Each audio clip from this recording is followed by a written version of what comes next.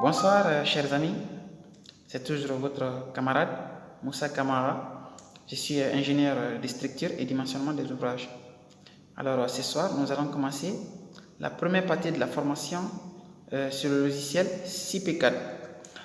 Alors, nous allons prendre connaissance avec tous les icônes de l'interface de ce logiciel, car il est extrêmement important que nous sachions les touches et les onglets qui y composent ce logiciel et leurs fonctionnalités. Alors, abonnez-vous tout de suite à ma chaîne pour ne plus rater des nouvelles vidéos que je ferai pour vous. C'est parti, allons-y, merci.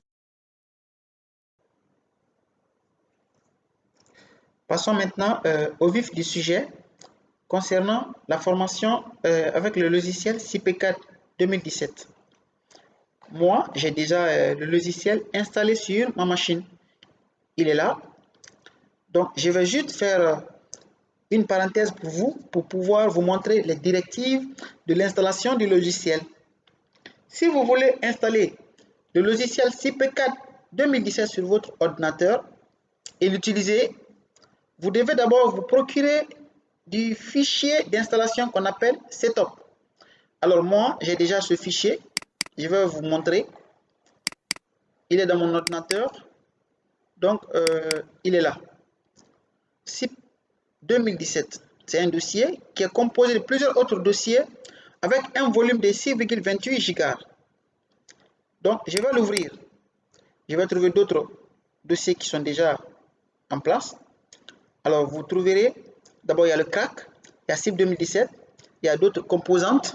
Il y a maintenant les installations dans les différentes langues possibles. Donc, ces installations, quand vous les faites, vous trouverez que le logiciel prend la langue qui est écrite directement devant vous. Par exemple, si j'installe, ici j'ai écrit installation italiano, déjà c'est visible.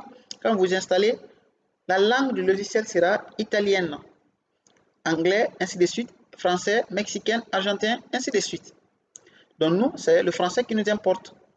Nous ouvrons ça et vous allez voir d'autres fichiers au nombre de 7. Dans ces fichiers, il faudra que ce soit au nombre de 7, 3 dossiers comme ça et 4 fichiers comme ça. Sinon, l'installation aura des problèmes pour la suite. Donc, le fichier au rouge, c'est le fichier à installer. C'est lui l'élément qu'il faut exécuter pour pouvoir amorcer l'installation du logiciel CP4 sur votre ordinateur. Moi, j'ai déjà installé sur ma machine. Si je le réinstalle, il risque de se réinstaller et effacer mes projets que j'ai déjà commencé dedans. C'est la raison pour laquelle je ne vais pas amorcer l'installation, mais je vous ai montré comment il faut installer. Bien, c'est très facile. Quand vous commencez, vous n'allez pas avoir de problème. À présent, quand vous l'installez, ça sera en mode démo. Maintenant, si vous avez la licence, vous pouvez l'activer. Ceux qui n'ont pas les moyens de se procurer de la licence, puisque c'est un peu cher, il faut l'acheter, vous pouvez craquer. Il y a déjà le crack qui est là. Vous ouvrez ce crack. Vous allez aussi avoir deux dossiers. Un dossier README qui est en texte. Après, vous ouvrez ce dossier qui est en haut. Donc, vous trouverez beaucoup d'autres fichiers qui sont déjà là, qui sont un peu similaires. Vous les sélectionnez tous. Vous les copiez, clic droit, copier. Ou bien vous faites CTRL-C comme raccourci. Après, vous venez dans le poste de travail de l'ordinateur. Vous prenez la partition où les logiciels sont installés, où le système est installé en question. Vous ouvrez, c'est écrit CIP Ingénieur. Vous ouvrez ça. Vous ouvrez la version 2017. Vous ouvrez Programme. Et voilà, ici, vous venez faire CTRL-V ou bien clic droit, vous venez coller. Donc, j'espère que cela est clair. Si vous voulez craquer, c'est-à-dire craquer, c'est contourner ou bien quelque sorte bypasser le système qui doit être un système normal, qui est l'achat de la licence.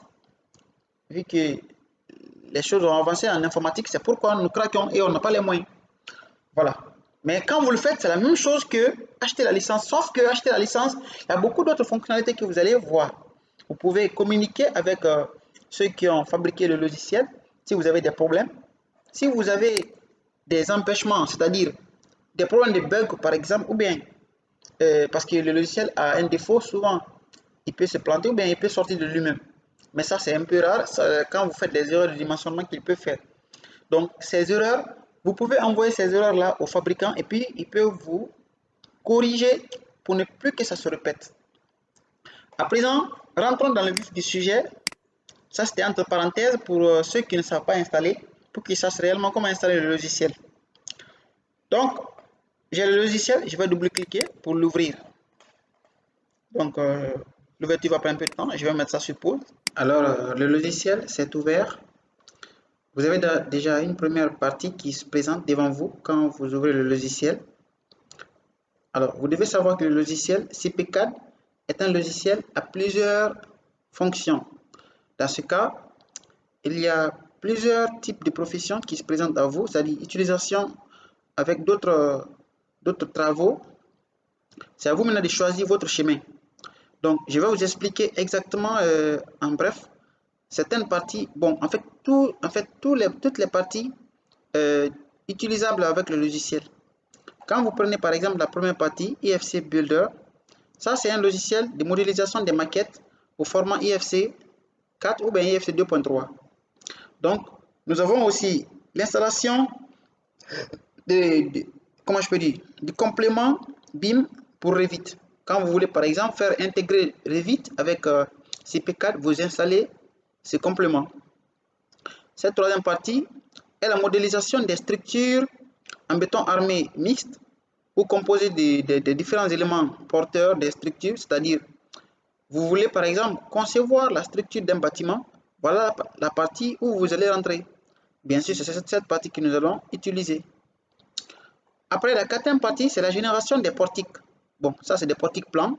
Par exemple, vous avez des treillis, des poutres en treillis, ou bien vous avez une ferme que vous voulez dimensionner, vous pouvez rentrer dans cette partie. Maintenant, vous avez CIP 3D qui calcule, par exemple, les treillis spatiaux. Par exemple, ça, c'est treillis plan, ça, c'est treillis spatiaux. Mais c'est aussi des portiques avec des structures mixtes. C'est la même chose qui est là, mais cette fois-ci, à l'état 3D. Après, vous avez SIP Connect qui fait la vérification des dimensionnements des connexions, c'est-à-dire il y a les assemblages métalliques tels que le boulonnage ou bien le soudage. Donc, si vous avez un nœud où il y a plusieurs barres qui sont assemblées, comment vous pouvez vérifier la rigidité de cet ensemble de systèmes? Voilà la partie où vous pouvez utiliser. Après, il y a l'écran de soutènement. L'écran de soutènement, c'est en quelque sorte un ensemble de murs de soutènement. Le calcul de murs de soutènement que vous voulez faire, par exemple, pour un ouvrage donné, voilà la partie où vous devez rentrer. Disons que c'est la partie où on fait le calcul des murs de soutènement. Déjà, quand vous cliquez, vous voyez c'est écrit en bas, calcul et vérification d'un écran de soutènement typologique disponible pour le mur. Bon, quand vous envoyez le curseur, déjà, le logiciel vous montre réellement la spécification des différentes parties. Donc, vous n'avez pas beaucoup de souffrance à comprendre ces différentes parties. Vu que déjà, vous n'avez pas à travailler dans toutes ces parties. Il y a déjà votre partie sur laquelle vous devez vous concentrer et travailler. Après, il y a CP4 Map. Donc, ça, c'est aussi autre composante.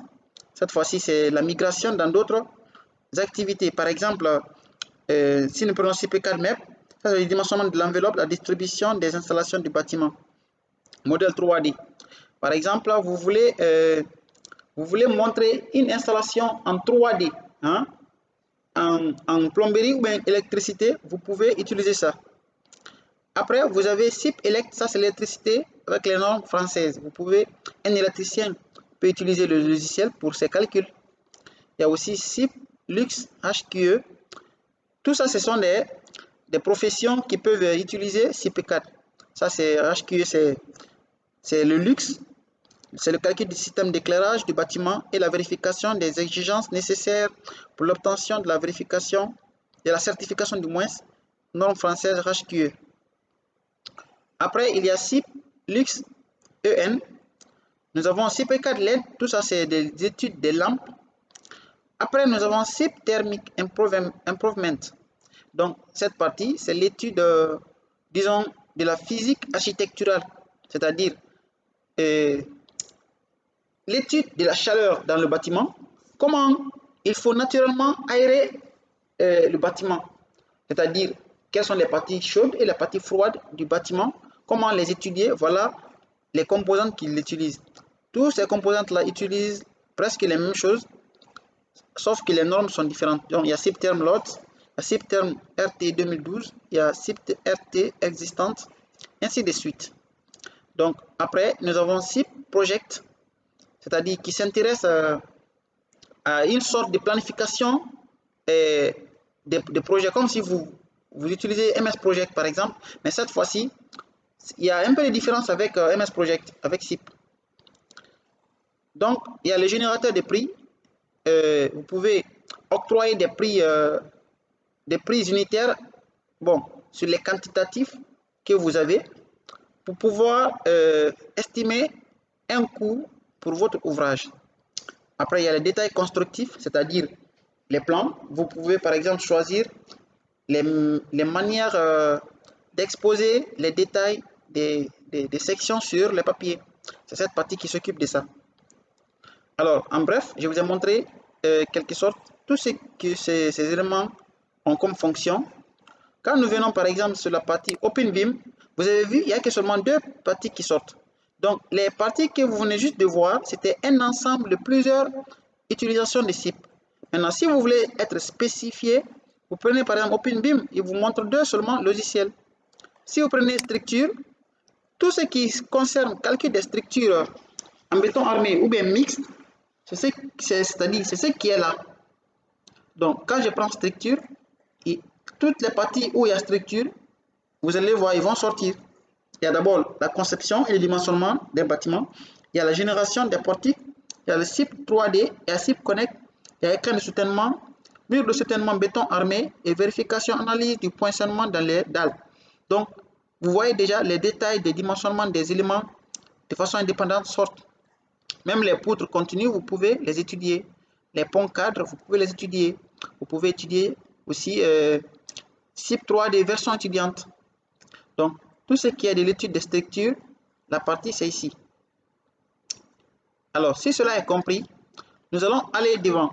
Quand vous cliquez sur MEP, tout ce qui est de la migration ou bien l'utilisation des SIP pour d'autres professions, genre plomberie et électricité, c'est ce qui va sortir.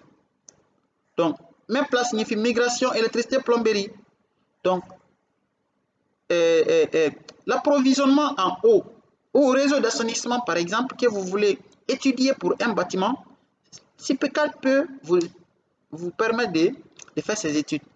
Vous pouvez, par exemple, étudier l'éclairage d'un bâtiment. SIP4 vous permet de l'étudier. Donc, le son également, c'est ce qui est là. Et même la partie thermique, il l'utilise. Donc, c'est ce qui est devant ici. Quand nous cliquons sur SIP Therm, tout ce qui est l'étude des chaleurs, des températures et autres, voici la partie étude qui fait cela. Donc, il faut avoir aussi des connaissances théoriques, une base bel et bien solide techniquement, qu'on apprend soit à l'université ou bien dans les écoles professionnelles pour pouvoir utiliser ces parties. Après, il y a la gestion. Quand vous prenez gestion, c'est seulement project et génération de prix. Dans la documentation, détail constructif et puis bibliothèque, détail pour structure. Donc, ces différentes grandes parties regorgent des sous-titres. Par exemple, ça c'est des grands titres. Quand vous voulez ne pas mélanger les uns et les autres, vous partez où vous voulez. Donc, si cela est compris, nous voulons par exemple utiliser la partie structure. Donc, si nous rentrons dans la partie structure, voilà la première partie que nous allons utiliser, SIP4 tout court. Nous rentrons ici. Quand vous rentrez, voilà cette autre partie qui se présente à vous. Donc, quand ça se présente à vous, vous avez trois colonnes. Il y a 1, 2, 3. Ces 3 colonnes, la première partie, c'est la gestion des projets. Donc, vous avez un nouveau projet, ouvrir projet, exemple de projet. Je vais par exemple ouvrir un nouveau projet, je clique ici.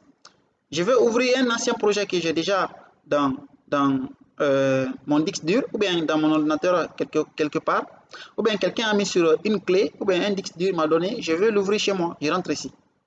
Donc, il y a des exemples de projets qui sont déjà dans SIP que vous pouvez utiliser. Par exemple, quand vous rentrez, vous allez voir, il y a des exemples de projets qui vont s'afficher. Donc, ces exemples de projets sont là. Donc, vous utilisez, vous voyez déjà, la modélisation est faite, les calculs, vous pouvez les mener, c'est-à-dire, vous n'avez pas à dessiner, tout est déjà prêt. Donc, la deuxième colonne qui est là, donc ça, ce sont des projets que j'ai déjà effectués. Si vous n'avez jamais fait d'abord un projet, la partie là va devenir vide. Donc, le premier projet est là et le dernier projet à être utilisé dans SIP. Donc, ce qui veut dire, vous voyez déjà, c'est ce projet que je viens juste d'ouvrir ici. C'est la raison pour laquelle il me dit que c'est le dernier projet à être ouvert dans SIP. Donc, il y a d'autres projets que j'avais déjà ouverts qui sont là. Par exemple, R+8, Jérémy là, structure immeuble R+8. Donc, tous les projets que j'ai calculés dedans sont en quelque sorte récemment ici. Si tu veux maintenant, tu peux rentrer ici pour plus voir.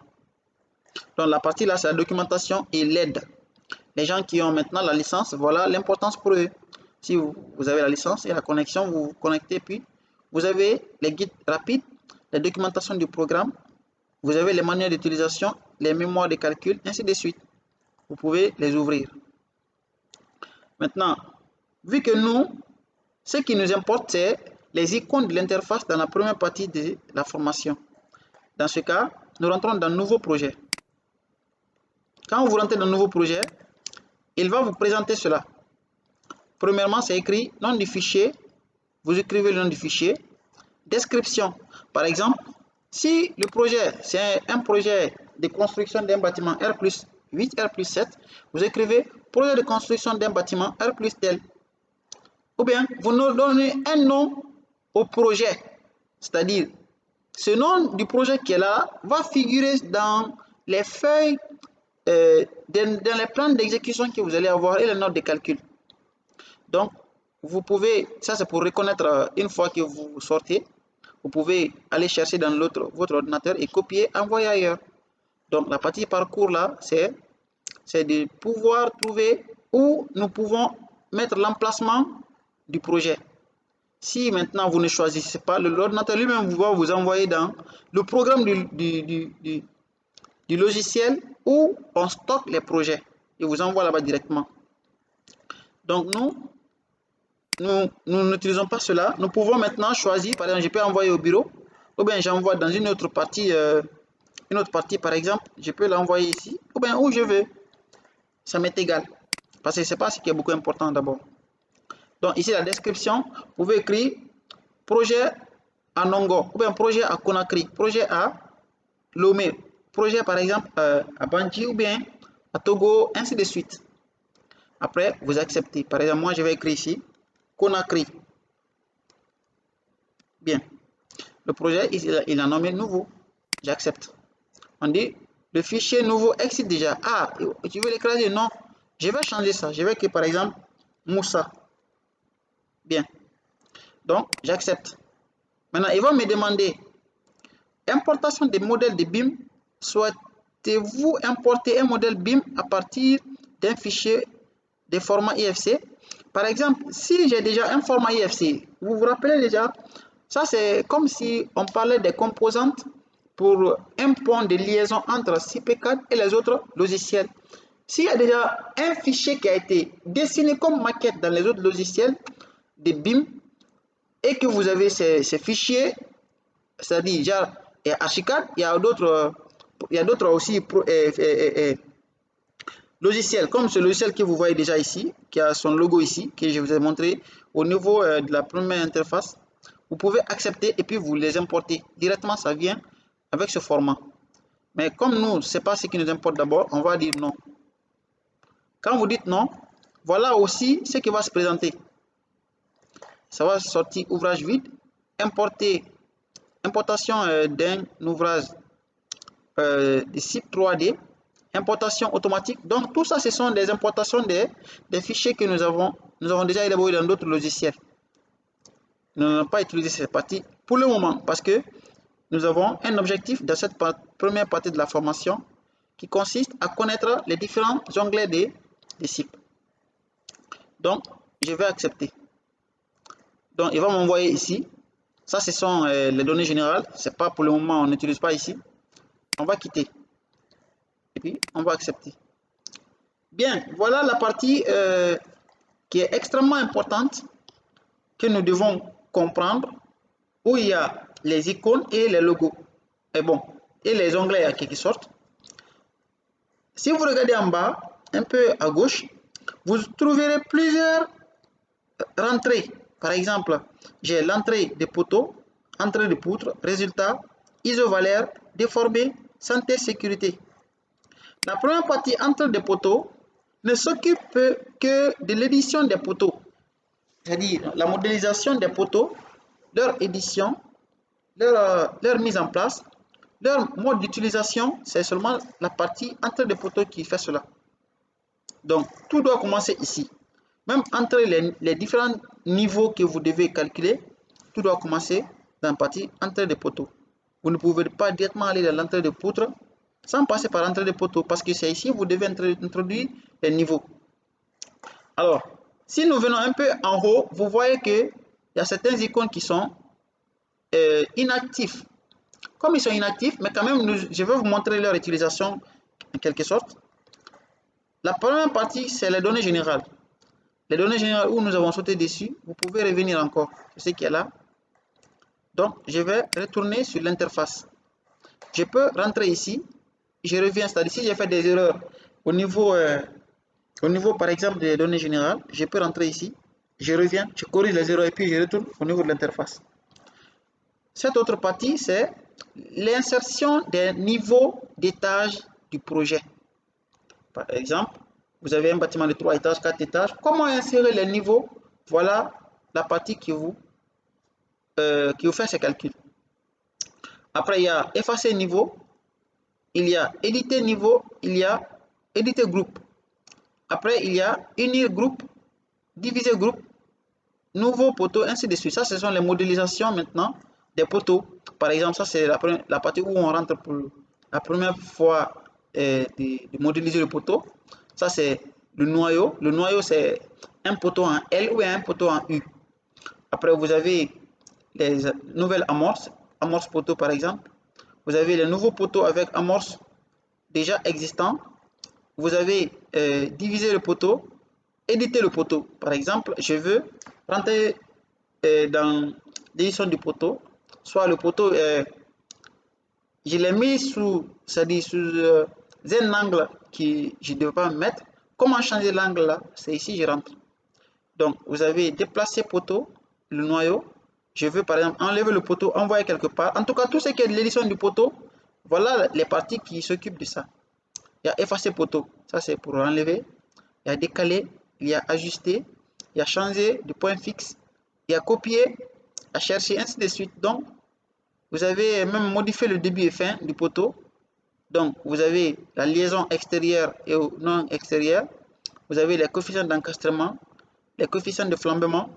Vous avez les coefficients de rigidité axiale. Vous avez les arrobages.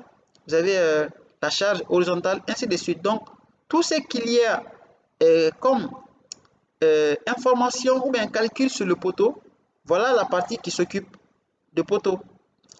Donc, pour vous dire que le logiciel est tellement ordonné que quand vous commencez à travailler avec, vous n'avez même pas envie de travailler avec d'autres logiciels. Puisque non seulement le travail est facile, mais ça présente aussi des résultats très, très optimisés. Après, il y a l'entrée de poutre. Mais avant cela, vous avez d'autres onglets ouvrables ici. Il y a d'abord ouvrir, il y a ouvrage, il y a introduction, il y a vue code, il y a aide. Si vous entrez dans ouvrir, c'est comme si vous prenez la partie fichier dans les autres logiciels. C'est ici que vous pouvez ouvrir un nouveau projet, déjà même en étant ici à l'interface. Ouvrir un nouveau projet directement ici, enregistrer un projet, enregistrer sous, description de l'ouvrage, importer l'ouvrage à travers d'autres logiciels comme je vous l'ai dit. Vous avez les récapitulatifs. Ça, ce sont les différentes informations liées à un projet. Nous allons les utiliser quand on va commencer la modélisation du projet. Après, il y a le plan, il y a l'exportation du projet, ainsi de suite. Il y a tout ce qu'il y a, l'édition du fichier en question, c'est le fichier qui nous concerne, c'est ici que nous allons venir. Utiliser la licence électronique, si vous avez la licence, vous rentrez ici. Administrer la licence électronique, quitter, je vais par exemple sortir, je rentre ici, je quitte le logiciel tout de suite.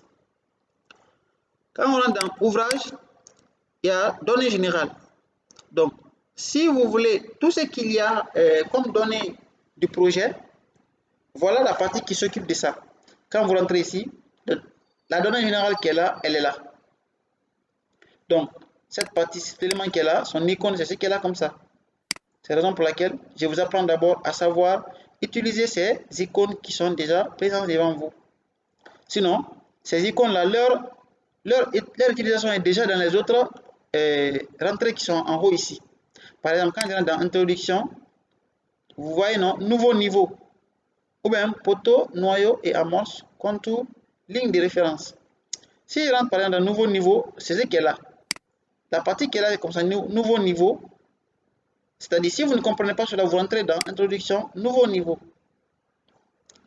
Après, dans la partie poteau, noyau, amorce, nouvelle amorce. Donc, tout ce qu'il y a de l'édition des poteaux, vous allez aussi rentrer dans la partie là et voir.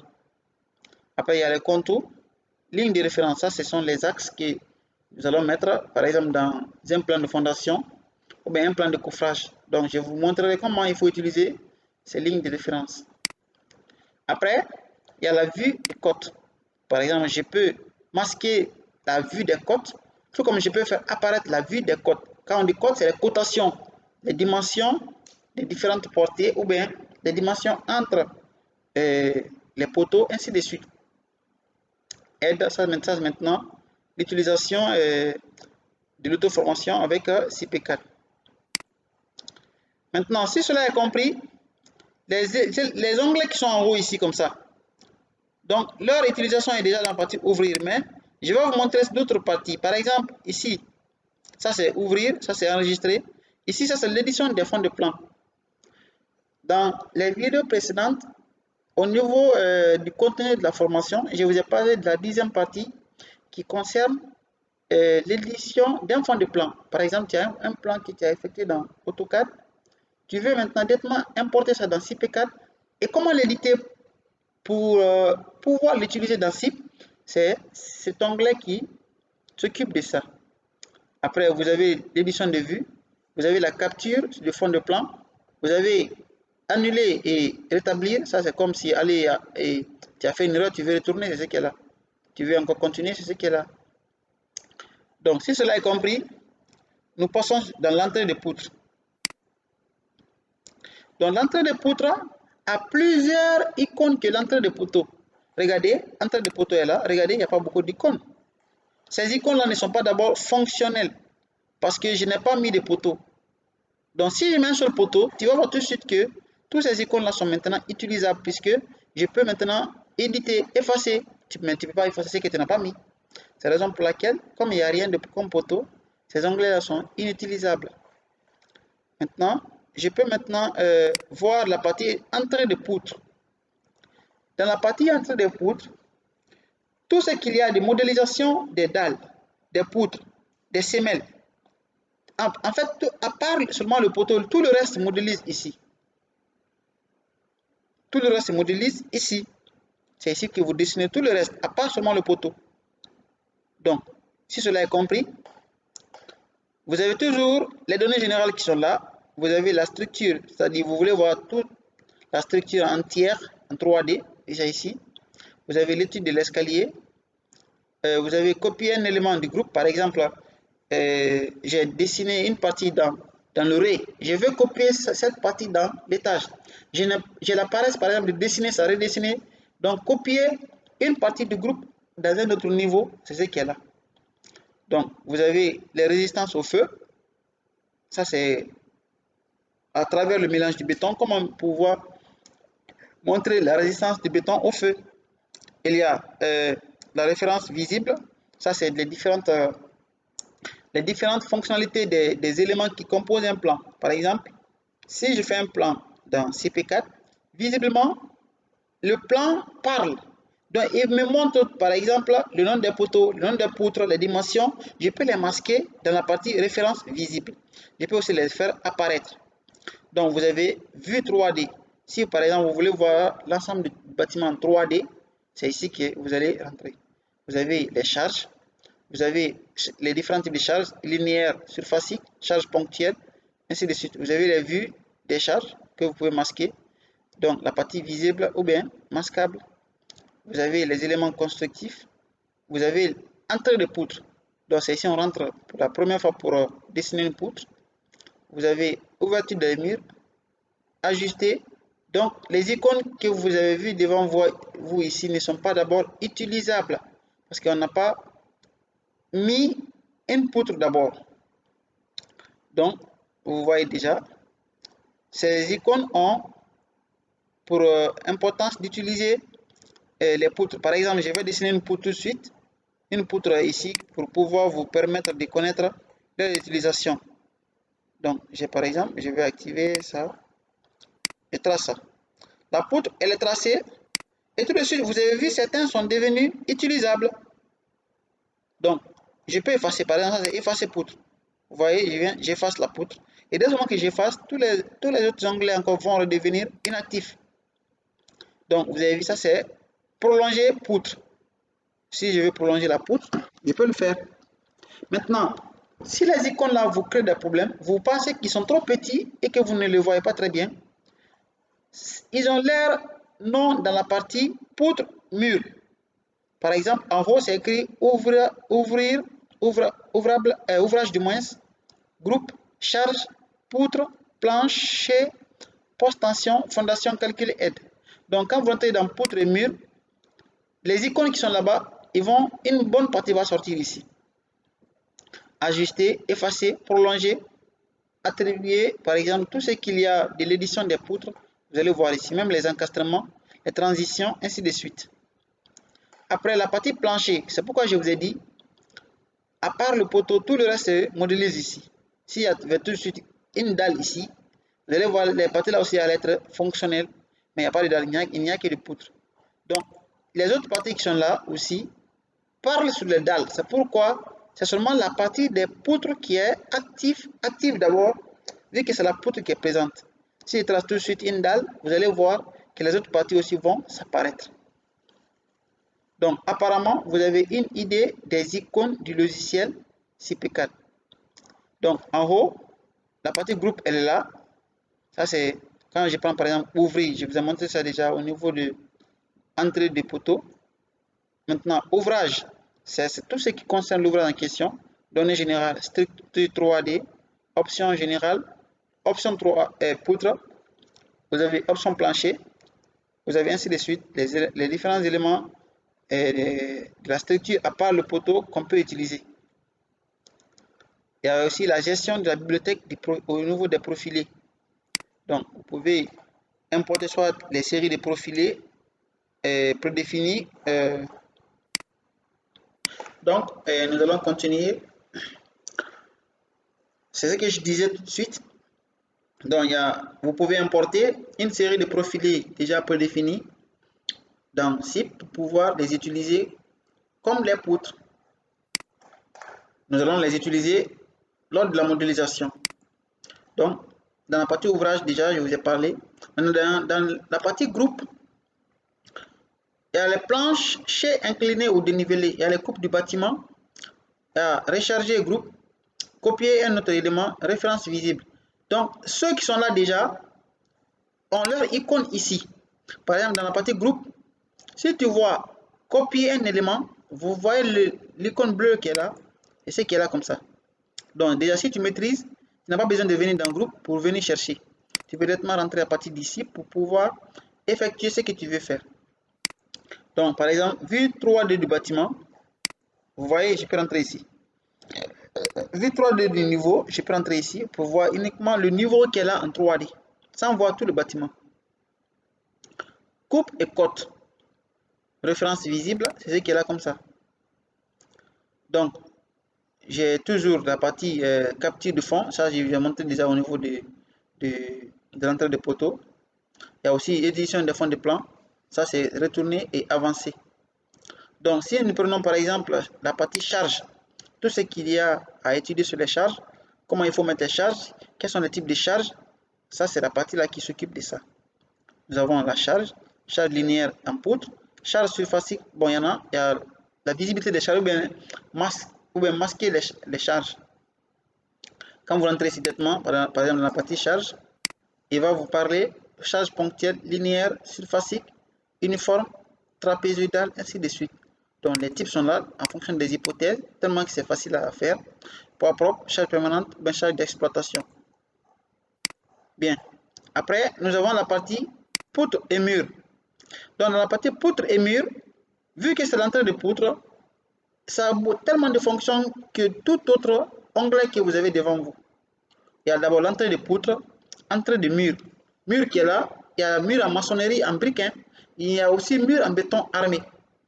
Donc la partie mur, ne pensez pas seulement que c'est en maçonnerie, mais c'est aussi en béton armé, comme mur voile. Il y a ouverture dans les murs, c'est-à-dire vous voulez mettre une porte dans les murs, vous voulez mettre ça ici dans CP4. Polypoutres, les poutres composées qui ont des formes, disons, extraordinaires, vous pouvez utiliser ça ici. Vous avez des tronçons d'armature prédéfinis, vous pouvez les attribuer à un élément déjà donné. Les diaphragmes rigides dans les poutres isolées, ajuster poutre, effacer poutre, prolonger mur, attribuer poutre. Vous avez attribuer mur, éditer poutre ou bien éditer poteau. Voilà. Donc, nous allons continuer. Ok, on peut continuer. Donc, ici, c'est l'étude des poutres que je disais. Donc, l'édition des poutres et des murs. Par exemple, quand je prends éditer, cette partie peut éditer les poutres, tout comme ça peut éditer les murs. Donc, il y a déplacer, information sur la poutre, encastrement en extrémité, ainsi de suite. Il y a aussi le plancher, c'est-à-dire la dalle. S'il y avait une dalle, on peut rentrer ici. Maintenant, la dalle, comme si la dalle travaille avec les contours, et il n'y a pas de contour ici, c'est-à-dire panneau. Tu ne peux pas mettre dalle d'abord. Donc, il y a la gestion des postes, attention. La fondation, c'est-à-dire, tu ne peux pas mettre la fondation sans mettre d'abord les poteaux. Ou bien mettre des murs sur lesquels tu vas mettre soit des radiers ou bien des fondations linéaires qu'on appelle semelles filantes. Donc, il y a les plaques d'ancrage, les éléments de fondation, les longrines de redressement ou de liaison. Ça veut dire dans les radiers, on utilise les longrines de redressement ou de liaison. Il y a la génération des semelles et des longrines, les dimensionnements des éléments, c'est-à-dire de la fondation, erreur de vérification, éliminer le recouvrement, limite pour semelles, ainsi de suite. Il y a aussi calculer l'ouvrage. Tu peux calculer avec la fondation, tout comme tu peux calculer sans la fondation. C'est-à-dire, si tu calcules avec la fondation, le logiciel va calculer l'ouvrage et puis il te montre les résultats non seulement de l'infrastructure, mais aussi de la superstructure. Mais si tu calcules sans la fondation, il va uniquement te montrer la superstructure, il ne va pas te montrer l'infrastructure du moins, qui est le sous-sol. Donc, il y a calculé sans obtenir l'armature, ça c'est uniquement dimensionné, sans maintenant obtenir le ferraillage. Il y a réarmer, ainsi de suite. Donc, ça ce sont les onglets d'en haut, c'est-à-dire les entrées qui sont déjà devant vous. Maintenant, les onglets qui sont là, déjà, je vous ai un peu parlé de ça, même si je n'ai pas tout parlé parce qu'il y a certains qui ne sont pas visibles. Les onglets qui sont visibles, c'est les onglets uniquement pour les poutres d'abord. Ceux qui ne sont pas visibles, il y a la dalle dedans. Par exemple, il y a les murs voiles. Si j'ai par exemple dans le plancher, vous avez vu, rien n'est utilisable parce qu'il n'y a pas de dalle ici d'abord. Regardez, je vais par exemple tracer un contour pour uniquement voir les autres parties. Je rentre par exemple dans entre mur, je trace un nouveau mur ici, je trace un nouveau mur, et voilà, pour uniquement voir ça. Donc dans ce cas, vous avez vu déjà, il y a des parties qui commencent d'abord à apparaître. Maintenant, je rentre dans le plancher pour mettre une nouvelle dalle et pour que les autres puissent automatiquement se faire montrer. Donc, nouvelle dalle, c'est montré. Effacer plancher, aussi, c'est montré. Donc, ça, c'est données de plancher. Si, par exemple, je viens, j'efface tout de suite ce plancher, vous avez vu, automatiquement, ils vont disparaître parce que c'est des informations liées au plancher. Donc, je vais effacer cette poutre. J'espère que cette partie elle est comprise. Même si vous n'avez pas utilisé tous les icônes, mais la majeure partie d'utilisation des icônes liées à l'édition des poutres, vous avez déjà connu. Dans le cas des poteaux, nous avons déjà, même si on n'a pas mis des poteaux pour savoir, mais par exemple, si je mets un nouveau poteau, excusez-moi, je vais d'abord introduire les niveaux. Je vais introduire les niveaux, par exemple, ok, excusez-moi. Donc, je peux maintenant mettre le poteau pour uniquement voir les onglets qui sont là-bas. Je mets juste un poteau ici. Voilà. Donc, vous avez vu, ces onglets sont déjà fonctionnels. La première partie qui consistait au niveau des données générales, nous avons nouveau niveau, effacer niveau. Tu peux éditer aussi les groupes. Ça, c'est nouveau poteau, nouveau noyau, nouvelle amorce. Après, nous avons divisé de poteau. Il y a éditer poteau. Par exemple, si je clique ici, je clique sur le poteau. Je peux maintenant changer les informations liées au poteau. Je peux déplacer le poteau, supprimer le poteau. Ainsi de suite, tout ce qui est comme édition du poteau, c'est ce qui est là. Donc, dès moment que j'efface le poteau, ces onglets-là vont disparaître.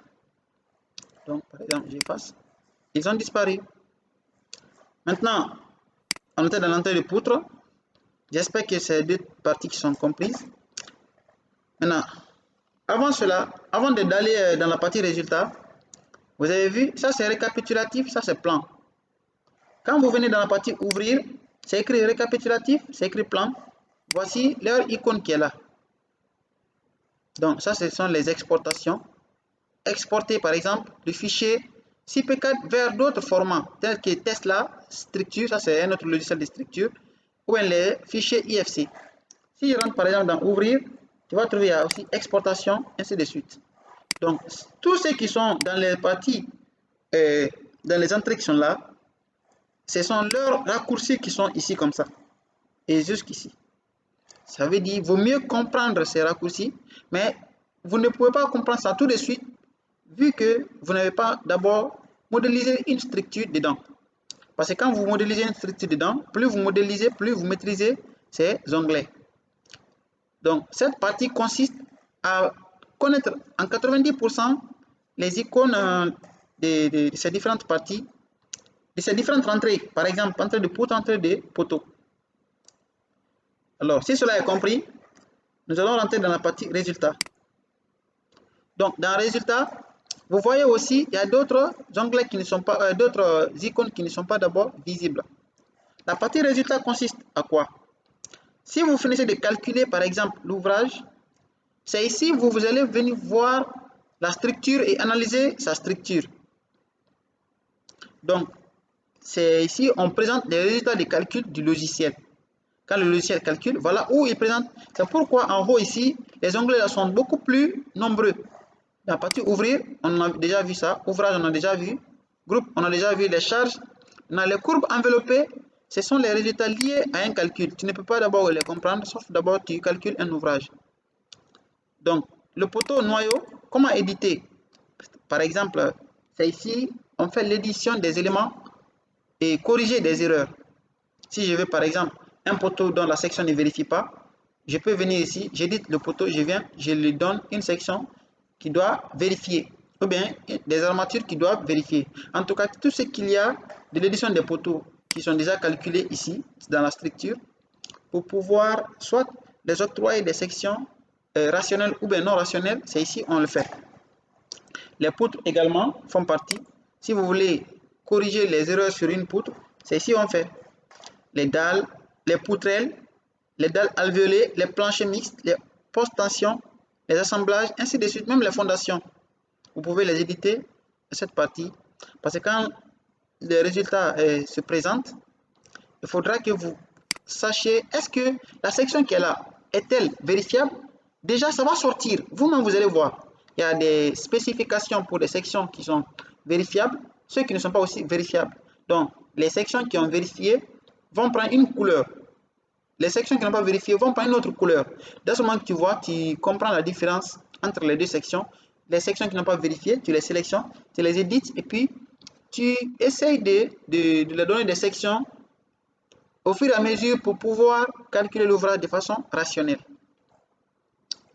Maintenant, la partie isovalaire, vous ne pouvez pas voir isovalaire sans d'abord calculer un ouvrage. Par exemple, il y a une plateforme, je vais vous montrer un exemple de projet. Je vous montre par exemple un exemple de projet. Non, au bureau. Un exemple de projet où il y a la vue des isovalaires. Donc, je rentre ici. Où est-ce que je peux rentrer? D'accord, ici c'est bon, je crois.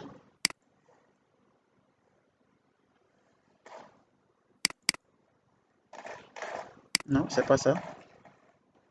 Je vais voir la partie structure du bâtiment où nous avons introduit, c'est-à-dire je vais vous montrer en quelque sorte, isovalaire signifie quoi?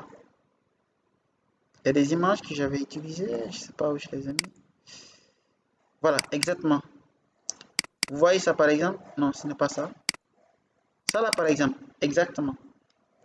Donc ici, vous avez une influence des charges en fonction des hypothèses des calculs. Donc la partie isovalaire, cette partie isovalaire là qui s'occupe de ça. Par exemple, j'ai fini de calculer. Je vais maintenant prendre en fonction de telle combinaison. Montrez-moi, c'est-à-dire où les efforts normaux agissent beaucoup, où les moments de flexion agissent beaucoup. Tu vas voir les zones rouges, c'est les zones beaucoup plus sensibles. Les zones bleues, c'est moins. Les zones vertes, c'est les plus recommandé, c'est-à-dire ce qui est facile à calculer. Ici, il n'y a pas d'erreur. Les verts n'ont pas d'erreur. Les bleus, c'est un peu bon. Et les rouges, c'est grave. Donc, en voici aussi. Par exemple, ça, c'est un exemple. Ça, c'est le déplacement en fonction des rotations combinaison. Poids propre plus charge permanente, charge d'exploitation, étage 1. Donc, le déplacement dans la dalle, c'est ce qui est là, avec la rotation suivant l'axe des X. Donc, suivant l'axe des X, l'isovalaire vous montre exactement l'analyse de la structure. La partie là est extrêmement importante, ça vous permet de savoir quelles sont les parties de la structure qui ont des problèmes. Donc, comme ça, là, vous allez dimensionner les parties de façon intrinsèque. Exemple, la dalle, la partie là, la façon dont je vais la dimensionner, c'est pas la même chose que je vais dimensionner ici. Si je dimensionne ici la même chose qu'ici, cette partie, j'aurais gaspillé beaucoup de matériaux, par exemple, contrairement ici. Ou bien si je prends lui, son dimensionnement, je mets ici, là, je ne suis plus maintenant dans les normes. C'est la raison pour laquelle il faut bien suivre cette partie pour ne pas rentrer dans des erreurs. Parce qu'il te montre exactement où la structure a exactement des problèmes en termes d'influence. Donc, en quelque sorte, voilà l'importance des CP4 par rapport aux autres logiciels. Tous les autres logiciels ils peuvent le faire aussi. Hein. Il y a beaucoup de logiciels qui font ça aussi, mais voici comment CP4 aussi présente ces plateformes d'utilisation. Donc, on va revenir dans CIP. On était au niveau de l'isovalaire. Je vous disais que l'isovalaire ne peut présenter qu'une structure qui est déjà calculée. Il y a la partie aussi déformée. Donc, il faut d'abord calculer un ouvrage pour montrer les déformés. Donc, les déformés, c'est montrer l'effet des charges sur le logiciel. Regardez par exemple, je vais rentrer ici. Hein? Donc ça c'est une structure en 3D qui a seulement, c'est-à-dire qui est sur le modèle de calcul. Alors, vous allez voir dans CIP, si vous montrez cela, la partie où les charges agissent, tu vas voir le bâtiment se déformer sous l'effet de ces charges. Tu peux même animer, on fait une animation de ces charges. Là maintenant, tu es en train de stimuler le côté où le bâtiment peut s'effondrer. Donc, c'est dans la partie déformée que nous pouvons voir cela. Donc, vous ne pouvez pas d'abord voir. Si vous voulez voir cela, il faudra faire une structure. Donc, dans la partie santé-sécurité, il y a d'autres utilisations, il y a d'autres fonctionnalités du logiciel CP4 ici aussi. Donc, toujours il y a ouvrir, il y a outils, représentation schématique du groupe, vue, ainsi de suite. Donc, par exemple, si nous prenons santé-sécurité, vous allez voir par exemple, il y a des bâtiments, pendant la construction, les bâtiments qui sont à côté, les bâtiments d'à côté, on ne veut pas que ces bâtiments d'à côté subissent les effets des agrégats là-bas. On peut mettre par exemple des filets à l'alentour du bâtiment, des filets couleur bleue, couleur jaune, bien couleur verte par exemple. Tout ça, vous pouvez stimuler ça ici. Exemple, si je prends ça, si la structure était déjà dessinée, vous allez voir que ces ongles-là allaient apparaître. Filets verticaux. Il y a un nouveau filet, éditer, effacer. Donc, ces filets, si vous les mettez, il faut aussi les prendre en considération dans les calculs. Donc, vous pouvez éditer, effacer, nouvelle touche, ainsi de suite. Il y a les barrières. Vous pouvez mettre les barrières, c'est-à-dire les différents types de barrières dans la construction. C'est la partie où nous pouvons les utiliser. Il y a la protection des vides, les zones d'entassement. Tout ça, ce sont des notions techniques qu'on peut voir dans le HSE, qu'on appelle l'hygiène, santé, sécurité. Il y a les grues, les types de grues. S'il y a une grue, par exemple, dans le projet, vous pouvez prendre en compte en le mettant dans la partie où vous voulez mettre exactement. Je prends une nouvelle grue, je viens la placer quelque part. Donc, les grues aussi ont leur capacité portante. Donc, en quelque sorte, j'ai été un peu rapide, bien sûr. Mais avec le temps, si ce n'était pas comme ça, on allait prendre beaucoup de temps. Mais j'espère que vous avez une idée des interfaces du logiciel CP4. Alors, abonnez-vous à ma page et je vous ferai beaucoup d'autres vidéos. Merci beaucoup.